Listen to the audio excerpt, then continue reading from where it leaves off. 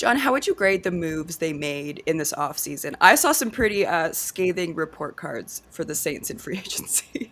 Well, look, I mean, everybody's a critic, right? I mean, I think that's the thing is Exactly. it's easy to criticize the team because everybody says, no, they should blow it up. They should have rebuild all this other stuff. And it's just not the MO. I mean, that's something I've talked about ever since the end of last season is that they believed they had one more crack at this with Cam Jordan, Demario Davis, Tyron Matthew, and they wanted to kind of push these chips in to see if what they can make happen. And so for me, look, I really love the Justin Reed edition on the back end. I think he's going to be excellent for this team and a guy that comes back home to play in his home state. There's something about it that I Mhm. feel like is just an added extra, blessing in some disguise where these players come and they really play for the city and do all these things, play for your state. And so I think he has a dynamic to him that, look, can be extremely interesting. And look, the fact that the Eagles wanted him and he chose the Saints over the Eagles is kind of funny. But, again, we'll see how that plays out. I like the Davon Godchaw move, the trade from the Patriots. They needed somebody to anchor that Mm. middle, that nose tackle role. And so for him, when you got the 31st run ranked defense, you need to stop the run, control the trenches, and that's something the Saints just have not been able to do. So I really like his presence coming in. And then Brandon Cooks, look, again, Mm. unfortunate injury last year, right? Wide receiver, he still got a lot of tread on the tire. Never burned bridges in New Orleans. Obviously, they know what he can do as a player. Gives them an extra threat when he's healthy, and that seems to be the theme for the Saints is they got to stay healthy.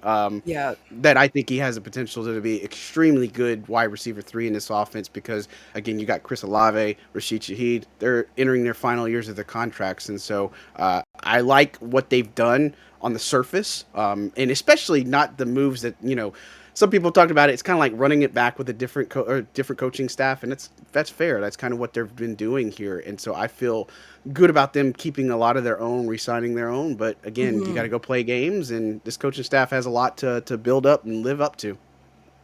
Do you see them making any more moves in free agency? There's still like some guys out there. I feel like Yeah, that could yeah. be good additions to a lot of teams that are still just kind of sitting there. Like I think a lot of teams are maybe waiting to get through the draft, but do you see them Mhm. making any more moves?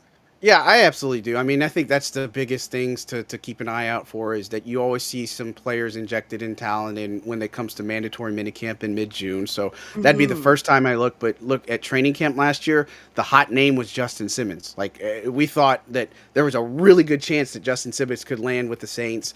He ended up going to the Falcons, unfortunately, and so. But there are always those types of talents that kind of wait this process out, wait till the draft. I'm sorry, wait till the draft is over, and then as you get up to training camp, can join a team. They're in good shape, all this other stuff. So look, I really like Mhm. that. And you look at Chase Young signing with the team last year. That was a move that was not like a top of mind move. That was one that came later, and so I feel good about them. And they always have that like ace up their sleeve or something that they're going to pull off. That Mhm. everybody's like, oh, I didn't see that coming. So now that we've seen them for a bit of time in this offseason together, Kellen Moore, Brandon Staley, like working with the media, what are your thoughts on the culture of this team so far with this new regime? What do you expect from them?